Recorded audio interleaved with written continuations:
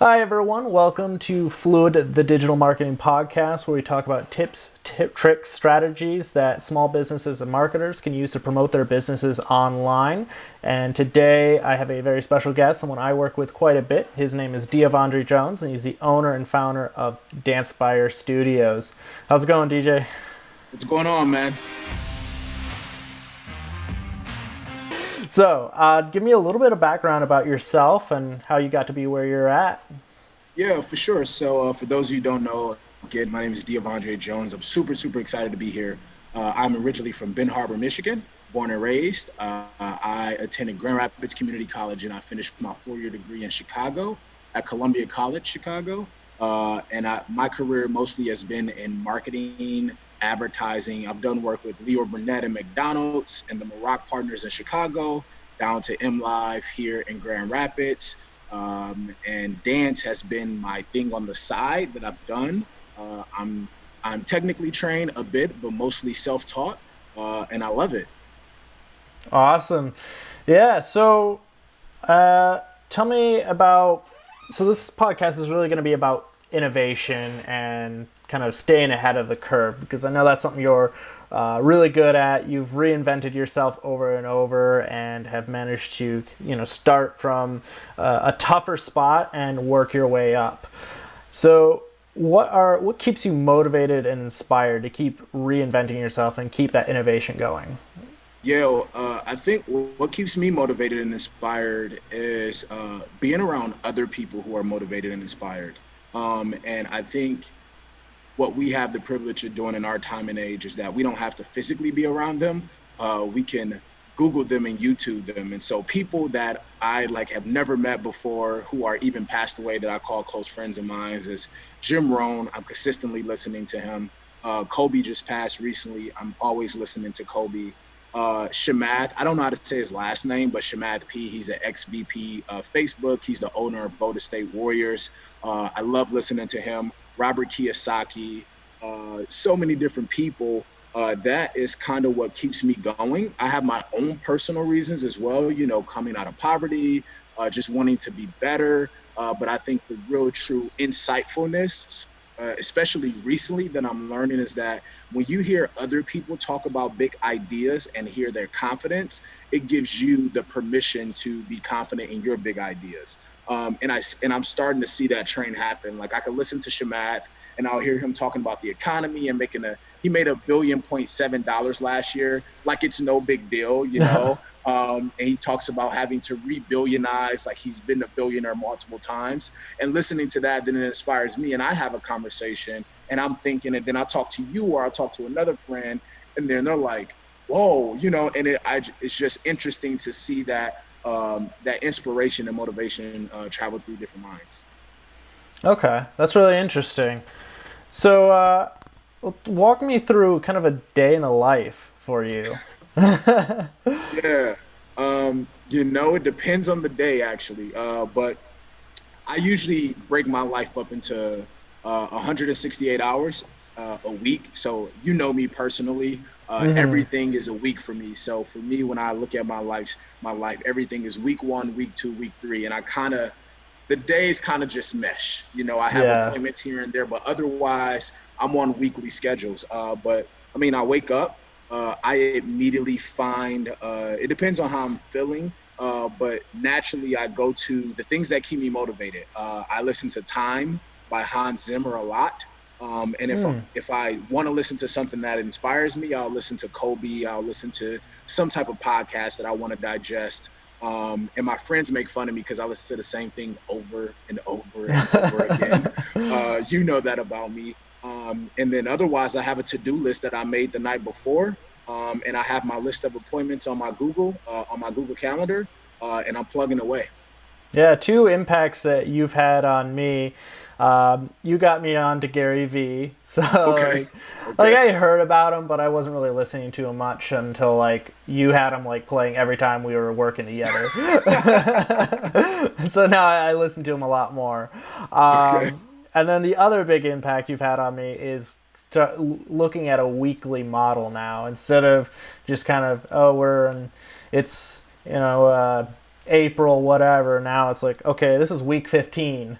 Week 15 of 52. Yep, totally, man. I mean, it's like, yeah, as we're going into week 16, we're already done with the first quarter. We're halfway. We're about to be halfway through the second quarter of the year. And I think it's either the 4 hour work week or it's 7 habits of highly effective people. And I also think, I'm pretty sure, what's his name? Malcolm Gladwell, he wrote this in a book, but when you do every single day, that's too much time. Oh, I remember where it is. It's a book called, what's the book?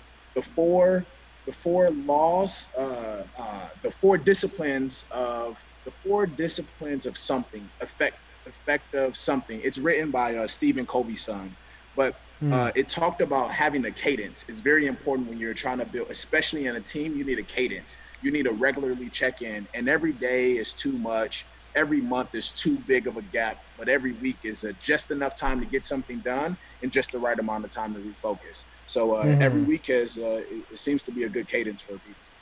Yeah, it definitely works for me. So every Sunday now is where I kind of decompress and I start to like journalize about the previous week, what went well, what didn't go well, and then I start planning out like everything that I need to do. What are my most important objectives and goals for the following week? And then I put them on my calendar, because if you don't put them on your calendar, they don't get done. Yeah, totally.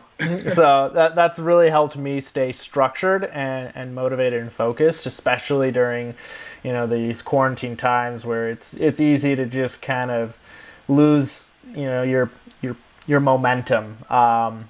So yeah, that's been important to me. It also just gives me huge perspective on how short the year is and how important every week is. Because now it's like I only have 52 of these, and if I've wasted 15, so, and you can take away the top of the week. People are it's New Year's and we're not really back. You can take out the last week because that's Christmas break. You can take out spring break week. You can take out vacation weeks if you are a person who takes vacation. There's certain holidays, you can we have longer weekends like Good Friday or Easter or 4th of July. And so when you look at it, you can possibly take a month out and say you have 11 months. You know what I mean? You have about 48, 47 weeks in a year to get that crazy goal that you convinced yourself on January 1st that you're going to try to do. Yeah, so that means we're almost halfway through then at that point. Exactly. You're like, it's only April, but you're halfway through your productive weeks. Totally, man. Oh, that made it even scarier. That made me realize how little time I really had. I think it's a balance, you do it to put it in perspective, but you don't want to. So even though I talk about this, and you probably know this about me as well, I'm a very patient person. Although I'm very okay, let me get on top of this. Let me make sure this is here. And Gary Vee speaks to this. He calls it the clouds in the dirt. Day to day, week to week, you should be rushing, highway mentality, going fast. But on a year to year, you should be patient, right? So use your 24 hours as fast as you can and, be as productive as possible. But on a year to year basis, be very patient with your shortcomings, be very patient with how things turned out. And so, yeah. So what advice would you have for someone that has very little resources to work with right now, especially for people that maybe they were doing well and this is like a big reset button to their business? How would you go about starting from ground zero and working your way up? Yeah, so man, I have a couple of things. So I'm going to speak to both of those people you're referring to. The first one is if you're somebody who has absolutely very little resources, you may have lost your job. We had about 6.6 million Americans file for unemployment last week. And before that, we had about 3 million. And so we're about 10 million in soon of Americans who have completely lost their financial resources. If you're somebody, this is how I kind of break down the market for me. You have, when it comes to value, because so I learned this from Jim Rohn, we don't get paid for our time, we get paid for our value, right? And so meaning that, and it also means that value takes time to build. So even though we get paid for our value, it takes time to build value. And so in the marketplace, you have either money, which is valuable, or you have time, which is value as well. And so if you're a person who has a lot of money, right now everything is on sale. Everything. Stocks are on sale, property is on sale, every market, the debt markets, the currency markets, gas. I just got gas. I just filled up. It was like 160 something, and I'm pretty sure that place I went to used to be like 230. Yeah.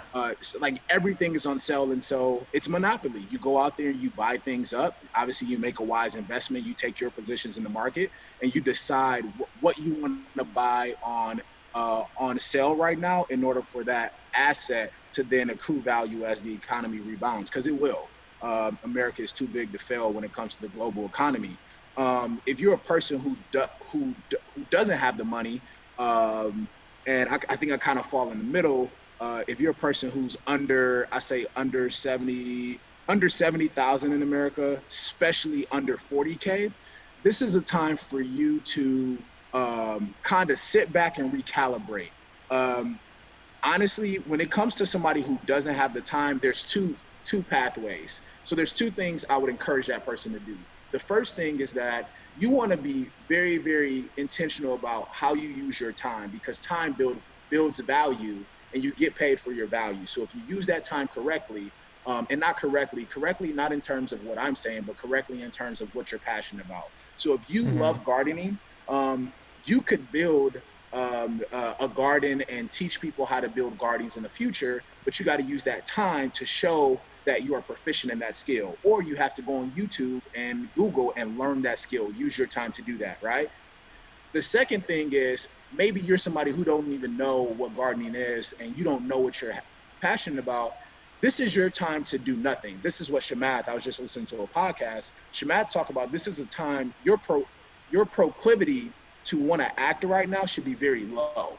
Like, you should be sitting back, watching, seeing what's happening. The money is obviously right now in healthcare because it's a public health crisis and everybody's trying to get PPE equipment, but you should be strategizing. What markets do you possibly want to go into? Do you want to be a public speaker? Do you want to be a sports specialist? Do you want to be a dentist? Do you want to be a dentist assistant? Do you want to be whatever it is? You should be finding out what's happening in your market locally, not on a big scale. I mean, it is good. So I'll give you examples. I'll give you real examples. I'm a dancer, and I run a dance company online. I know exactly what dance studios are doing around here. I know that Michigan has about 250 something dance studios. Only 100 are on the west side, which is where I am. All the rest are Metro Detroit. I know that Alaska, Alabama, and Arizona are the top three states when it comes to dance studios. I know I'm in dance studio Facebook groups on Facebook, looking at what dance studios are saying. I'm a part of dance team Facebook pages where the coaches are very, very sad because the National Dance Association canceled nationals, just like all other sports. And so basically their whole season just got wiped out. And so by knowing these things, I'm able to sit back and say, okay, cool. Where can I be of value? What skills do people need? What value do people need? And then that's how I start to use my time. Hopefully that helped. Yeah, no, that was in depth. I think that's going to provide a lot of people a lot of value in figuring out where they can to provide value in the marketplace and succeed. Kind of looking at what resources you do have or what skills you have and where that demand is. So it kind of For sure. comes mostly from paying attention to the market.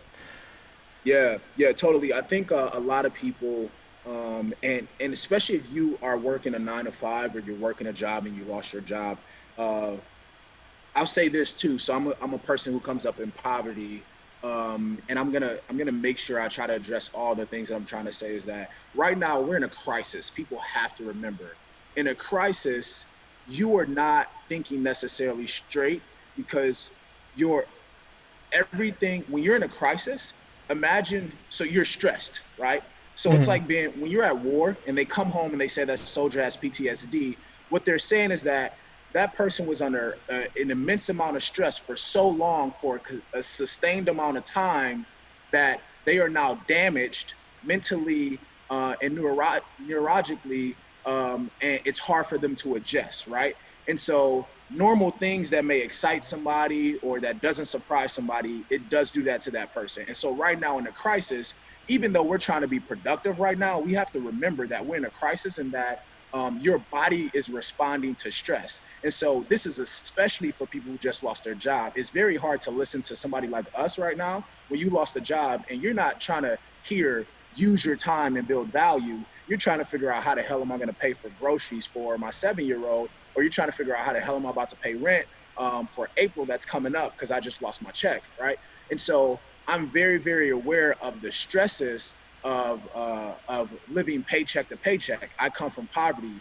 This is something minority communities, impoverished communities, low socioeconomic communities have deal with over a lifetime. They've consistently been stressed. They've consistently not had paycheck to paycheck. They consistently grown up not knowing when their next meal was going to come, and so they've had to adapt and build a type of resilience where they're meeting their immediate need, but at the same time, they're able to think strategically on what that long-term goal is going to be. And so, again, I just wanted to kind of come back on the back end and say, hey, we're all stressed right now, and it's okay for you to feel like shit's hit the fan, because it has. And it's going to continue to have for a while, but it's going to take some mental clarity for you to do some things for yourself to remember and give yourself some patience and grace and say, yes, we're under stress right now with COVID-19, but at the same time, I can be stressed out about my short-term need, but also try to build some type of mental capacity to think about what's going to happen in 6 to 9 months. Yeah, that's absolutely right. Yeah, it is. And what would you like? How would you strategize that if you're in a situation where you can't even pay for rent? How can you even start to build that mental space to think about the next step? Yeah, so I don't think there's a one size fit all. I'll tell you what I did. Again, I'm born in Benton Harbor, about 12,000 people. The median income was about 15,000 per family.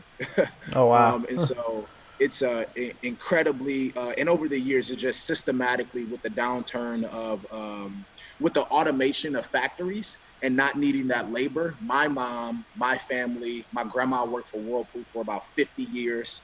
And then had to come out of retirement and work again just because she needed that paycheck. I'm very, very understanding of what a family in America who needs a paycheck is dealing with. And so for me, how I've been built that mental capacity for me was first and it's tough, man. Let me just say that. I just want to say it's incredibly tough. But there's a couple of strategies, and I'll share a few. One is getting away from your surroundings. If possible, going to a friend's house.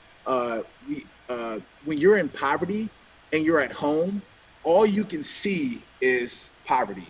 You can see the cupboards not having food. You can see that you don't live in the best conditions. Your judgment is just cloudy. So by going to a friend's place, having that one friend who may lives in a different neighborhood, just by being at their place, you're not thinking about your immediate surroundings because you can't see it. And it gives you a quick breath of fresh air just to think about something different. That's one. Number two, I think, is rearranging your social media. When I jump on social, and you know this about me, Paul, those guys that I talked about, Jim Rohn, Robert Kiyosaki, Shamath, Stephen Covey, those guys pop up. Ray Dalio, those guys, that's who I follow. And I have notifications on it, so my phone alerts me. And so it feels like I'm, because we can insulate ourselves via social. We can only have access to what we feel like we want to have access to, right? If somebody speaks about Trump favorably, we're like delete, right? And now the codes say, okay, send this person only Democratic positive message, right? So you Right. can do the same thing with yourself. You can say, I only want amazing business strategies sent towards me by consistently liking videos, following certain people. So that's the second strategy. Lastly, and here's probably the most important one, the third strategy for me personally to help myself is following stoicism. So stoicism, I think a lot of people see it as like people who are unaffected by the world and they just sit there and they're just unmoved, and somebody says, hey, I love you, and they're like, okay, like that's kind of how people see stoicism.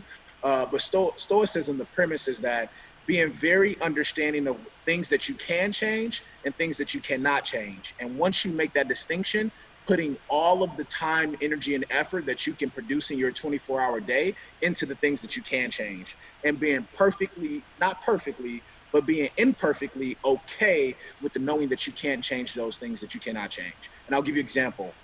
My mom is still in poverty. My little brother is dealing with the judicial system right now. I can't change my little brother's world. I would love to. I can't change my mom's world at this moment. I think I will be able to make some amount of money to possibly make a dent in that, right? But the Mm-hmm. only thing I can change right now is how I work and my productivity in order to bring more value to the marketplace. And so I wake up every single day, I think about them, and they're on my mind. And sometimes I'm down, sometimes I'm sad. I check in with my mom, I check in with my brother. But at that same time, as soon as I'm off the phone, that gives me that much more motivation to say, okay, what does my day look like? Okay, what business am I trying to start? Okay, oh, cool. What research do I need to start this business? Okay, cool. Let me talk with Paul. What does he have going on? Okay, let me go over this friend house. Let me get away from my world. Let me think, right? And so some of us can and cannot do some of those things, but I think we all can do one of those three at least. That was a great answer. Love that. Now, you talk a lot about consistency builds momentum. Where did you come up with that, and why do you believe that's important? Yeah, so consistency, I've always thought it was important, and it didn't really become really important until it became a part of like my tagline. And Mm-hmm. so there's a book called, what is the book called? What is this book called? I'm trying to think. Man, I can't think of it right now, but it's a book, Choices. It's about how every choice affects the next choice. Mm-hmm. And it basically shows that consistent choices over amount of time, consistent small choices are more impactful on change than a big choice. So for example, you deciding not to eat a sweet snack 3 days out of the week instead of one hard ass workout and one hard purchase on an Instagram live in a year is more impactful. Is that 3 days a week getting rid of sweets is more impactful than you doing that really hard workout. And I think Mm-hmm. sometimes, actually not sometimes, psychological. Let's talk about humans. Humans are prone to change under one condition. One, we're creatures of habit, meaning once we're in a habit, we want to continue to do that. I do this all the time. And Mm-hmm. that's why I'm so big on repeating things. And so since I know that about my kind, which is humans, and then since I know that about myself, I then go and look at my habits and say, what are my habits? And then I have to realize that psychologically, the only way we change willingly is when something drastic happens. Give you an example, COVID-19. Drastically, we now are forced to change our habits. We're Mm-hmm. forced to make food. We're forced to buy less. We're forced to think about what job we want to work for. We're forced to have conversations with family members we avoid, right? And so, Well, actually, this might be a way to escape that because now you don't have to go to those family things. yeah, well, depending on who you live with. Easter's canceled. You'd be like, I'm not going to Exactly. Easter. Right. Or you care about that person, right? So Yeah. you have to talk to them. Um, but I say that because once you realize how humans make decisions and you realize the science, so one, we're creatures of habits. Two, it's very hard for us to change habits. Three, the only way we willingly change habits is when we're forced to, when there's some dramatic sense. So then if you are a person who actually wants to build value, your question is, how do I change without something dramatically happening to me? How do I build a second stream of income without losing my first job? Well, then I go into the other psychology. Now I have to study myself because you have to study everything. And then I realize that when I make a consistent decision for 21 days straight, I create a new habit. Oprah talks about this. Pharrell talks about this. It's Mm-hmm. scientifically proven. It's either 21 days or 30 days. I can't remember. It's either 30 to 60. But when you make one decision every single day to do that in 20 to 30 days, now it would be hard for you not to make that decision because it's a habit. And so for me, I feel that especially somebody who's in poverty, the best thing that they could possibly do, because here's what poverty is to me. Um, I'm gonna give you both answers. I want to come back around to this consistency. Poverty is two things. One, poverty is the failures um, intentionally and unintentionally of our country and their inability to deal with the injustices that happen in our country. Okay, so some poverty that we have, or a lot of the poverty we have, is system failures, and that could be intentional or unintentional. So the judicial system, the criminal court system, the healthcare system, our government, our economy. There's a lot of injustices happening in our country, so I don't want to stray away from that. But then that's the macro, and then stoically we can't control that. So then we have the micro, right? The micro is the reason why consistency is important is because I know that I can change this. I can change how I choose to do things. I can't control my mom. I can't control her mom. I can't control my family. I can't control my state. I can't control my country. I can't control my president, but I can't control myself. And so when I choose to, one, know that I can't control these things and stop getting upset when somebody on Facebook posts Trump and or Obama and or Biden and be like emotionally unprovoked by either one of those posts, I now can be highly emotionally invested in whether I did what I said I was going to do today. I could be highly emotionally invested in getting my to-do list done today. I could be highly emotionally invested in learning a new business trade. I could be highly emotionally invested in reading that book that Robert Kiyosaki put out and then learning from it. I could be highly emotionally invested in learning, looking at Paul's podcast and saying, damn, that was some good information. Let me put that into my daily routine. Gotcha. Awesome. Yeah, I just kind of want to add to the concept of like when it comes to habits and those little things, it's more of changing your identity than changing your behavior. So if we go to like exercise for an example, and your goal is to, oh, I'm going to work out and I'm going to do this, versus saying, I'm athletic, I am this person. I think that's going to be a huge mindset shift for people. So if you're in poverty, if you're in those situations, instead of thinking about, oh, these are things and tactics and habits I'm going to form, just be like, I am a successful person, I am a wealthy person. Change that identity, and then the behaviors will start to follow. Yeah, totally. I think, and it just goes with the concept. You can't be what you don't see, right? And so again, when you listen to Shamath and you listen to who you listen to is who you become, right? Who you spend time around is who you become. And so by, like you said, by changing that identity, I say this to Paul all the time, bro, we're millionaires. The only difference between whether we're going to actually be millionaires or not is our decision to act or our decision to not act, right? And then you now create millionaire behavior. Yeah. Now you have millionaire thoughts, and you start trying to think millionaire ideas. And so, yeah, I agree. And with this quarantine, it's kind of test people in a sense of, a lot of people say they don't have time to do these goals and objectives that they want, but now a lot of people have that time. So it's really going to show if it's a lack of time or a lack of discipline. And I just want to say one last thing about the goal thing. This is going to contradict what you said a little bit, but I just want to make sure I give context. Multiple things. One is, again, remember, we're in a pandemic, right? And so if you didn't learn how to have discipline in a non-pandemic world, it might be hard to do it now. Is it impossible? No. But is it difficult? Yes. Additionally, I would make sure I'm very clear about this. If you have not started a business before and you want to start a business now, that does not mean don't go out and get a job. You still need a job for now, because remember, we have short-term and long-term. If you're in poverty, definitely get a job. You need to fulfill those short-term needs, but you have to find new disciplines and new consistent actions that build your capacity to plan for this long-term future. So I'm working my 9 to 5, but my 5 to 9, I'm focused on how the hell do I become the best gardener in West Michigan. What is your process for building systems? Yeah, my process for building systems is to attack inefficiencies. And I think some people take this too literal, and this is actually what this is Shamath's.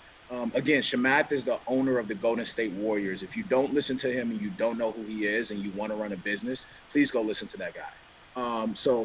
This is Shamath's advice to the president and our country on how to rebuild our economy, how to get ourselves out of the debt that we have, which I think is 26 trillion. Shamath talks about, and this is what I've been doing and I didn't even realize, and I was like super happy. I was like, verified. It's attacking the inefficiencies. You want to find what are the things that people are doing inefficiently, and you want to do it. Um, some people try to find it and they try to theoretically make it efficient. No, you want to go do that thing, find out uh, what is it that is what goes into that inefficient thing, make systems around that now, because now that now you know this is how much time I put into it, this is how much money, this is how much this. Okay, let's streamline this. And so now you make that inefficient thing efficient for you, and then you go on to the next thing that's inefficient, because that whole everything is inefficient about this whole process, and then you make this thing inefficient, and you do it for a little bit of time. You've hired some friends to do this part of it, and now you figure out, okay, these are the things that need to be done. What's the most efficient way to get these things done? Bam, that thing's is efficient, and you just move on. And then as you do that, what you realize, you're starting to build economies. The thing that nobody wanted to touch, you now did it, and you created jobs, right? And in creating jobs, because now you have a efficient process around it, you now created revenue for businesses, because you're now paying businesses subscription to do this, and now you're creating value for the economy. So you're slowly but surely building economies, and after a while you realize that you've gotten really great at this, and now you've built a big business. I'll give you an example, and I'll put it into layman's term. In the dance world, there's two big systems, especially in West Michigan. You have dance studios and you have dance teams. Drop-in dance classes was a very hard shark to tackle, okay? Because everybody knew the system for a dance studio, and everybody knew the system for a dance studio. They knew how much it cost, how much time, how they were gonna make money. They knew the revenue streams. They knew that the demand was there. For here, the dance teams, they knew that how much it cost, how much time, they knew what to do, they knew what was the end goal, blah, blah, blah. Nobody wanted to jump into, and the few people who did fell at it miserably. And I won't say miserably, but just not as successfully as I did. And I'm not trying to be pompous here. But when you go into the drop-in dance studios, the amount of money put into it is high, the amount of time put into it is high, and the margins for profit are super low. That is usually the recipe for an inefficient system. When you look at anything that somebody's probably not doing, it usually costs a lot of time, it costs a lot of money in comparison to the low profit margins. So I went into this field and I started to do it over and over and over and over. Drop-in dance class. So we had one for 52 weeks. After 52 weeks, I was like, okay, here's how much time this takes. Here's how many players we need. Here's how we could possibly make money. And I made it more efficient. Okay, another 52 weeks, 2 years. Okay, we've made this really, really efficient.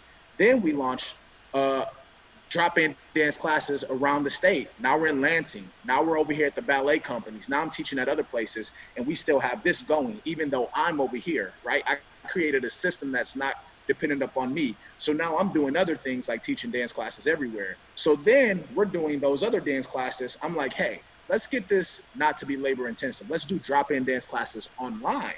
So now that's where you see me at now. That's the space I'm in. This is an inefficient place, takes a lot of time, takes a lot of money. The profit margins are extremely low. It's a B2C business, business to customer. So now I'm online doing drop-in dance classes, but it doesn't take as much time and energy because I already know what a drop-in dance class streamlined process looks like. And so to answer the question, because I gave a lot of example, to figure out how to build processes, you must do it. You must figure out what goes into that process. You must streamline that process as much as possible and be able to duplicate it without yourself being in it. And then you have to put yourself out of business. For example, if I'm doing online dance classes, I'm putting myself out of business. You want to wake up every single day and figure out, how do I quit my job? So if I'm the dance teacher at a drop-in dance class, how do I have this whole dance class run and I don't have to teach? That's me putting myself out of job. Then I have to put myself out of business. Now that I know I run drop-in dance classes really well, what can I do? That's the next step that will put me out of business. And instead of having somebody else come and do it, because they will, some kid who has all the time and no money and all the hunger and his family is in poverty and he's super hungry, he's gonna do it. Or the business, like the DeVondres here in Grand Rapids, who have all the money, all the resources, and they can easily pay somebody to do it, or you're going to figure it out and put yourself out of business. That's good advice. I like that. Do you write down a list when you do create a process? Do you write it down so that you could essentially hand it to anybody in the organization and they can repeat that process? Yeah, after a while you do. In the beginning, you don't. In the beginning, it's absolutely chaotic, and that's why people don't do it. There is no plan of attack for doing it. That's why Nike's slogan is so dope. Do it. You have to go do it, and you have to do it again, and then you have to do it again, and then you ask for feedback, and then you say, okay, I don't like this part of what I'm doing because it's not cool. Okay, I don't like this part because it's not working, right? Paul, you probably won't see this, but when Paul started this podcast, it didn't work, right? We weren't recording, so we had to do it over. So I guarantee you next time Paul starts, he's going to make sure on his checklist it says push record so that it's recording, right? We did a little intro that didn't get recorded. I had two cameras going on. I hit record on one, forgot to hit record on the other. Exactly, and you won't. And so the thing is, you won't know that unless you do it. Yeah, it's a new system. You can't plan to forget to hit a camera on record because you're so high level thinking that you're going to be like, oh, we're definitely going to do that. But when you forget, you're going to realize next time I possibly hire somebody to do this, they're going to possibly forget that too. So let me make sure that's in my system to make sure that they check that record button. Yeah, make sure you hit record on both cameras. If you want to look for a book, there's a book called The Personal MBA. Very, very systematic book. And I call it the reference Bible for business. Amazing book. Please look it up. What's it called? The Personal MBA. Gotcha. All right. Awesome. Thank you very much for coming on this podcast. I have a quick question for you before you cut us off, man. Absolutely. Yeah, man. What was your favorite thing about our conversation, or I think the thing that stuck out the most to you? I think it would have to be when you were looking at your short-term needs and also your long-term strategy, because I think people can easily kind of focus on one or the other. So for people that really can't focus on long-term, they have to focus on those immediate needs. It can be easy to just never look at that long-term strategy. They're just consumed with immediate needs. And then someone for like me who's kind of like, I've kind of covered my bases, so I'm kind of okay on the immediate needs. So I'm always more thinking long-term until I'm like, I need to get something in the pipeline now because there's nothing going on right now. So I think either side you can be distracted in. Got it. Another question is, what is it for people who listening to your podcast, what exactly is it that you ideally want them to take away from one, this episode in general, and then two, your podcast in general? Yeah, so for people listening to the podcast, I want people to take away useful tips and tricks that can help them grow their businesses.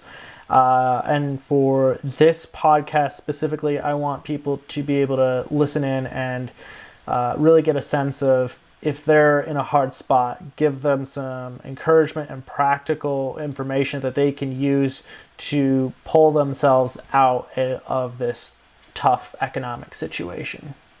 Got it. One last thing, and this is kind of like a funny one. What's one of your favorite memories of you and I working together? Oh, man. Yeah, we spent like almost a full year, I think, just grinding together. Long days, like 12-hour days. Yeah, some of the stuff that kind of mentioned this earlier, but like the listening to Gary Vee for hours on end as we traveled all around the state. We spent a lot of time in the car going to Lansing and all sorts of places. Okay, yeah.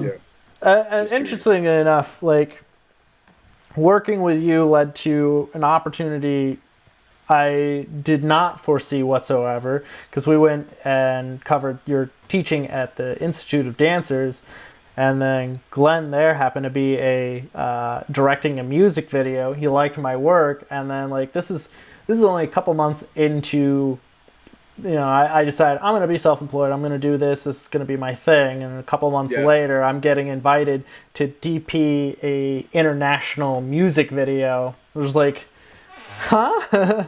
So that was also like a very interesting like event shift, just by being around. For sure. Nice, man. Yeah, absolutely. Awesome. Well, this has been the Fluid Digital Marketing Podcast. If you want to learn more about Dancespire Studios and their mission, they can go to dancespire.com. And you also have an online dance class. If people want to learn how to do all your fancy hip hop, where can they go? Awesome. Drop In Wednesdays is our class, and you can find it Google, Facebook, YouTube, Dancespire. That's dance, the verb, S-P-I-R-E, one word, Dancespire. And you'll see our classes coming up. Awesome. Well, thank you for tuning in. This has been Fluid, the Digital Marketing Podcast. Thanks, man.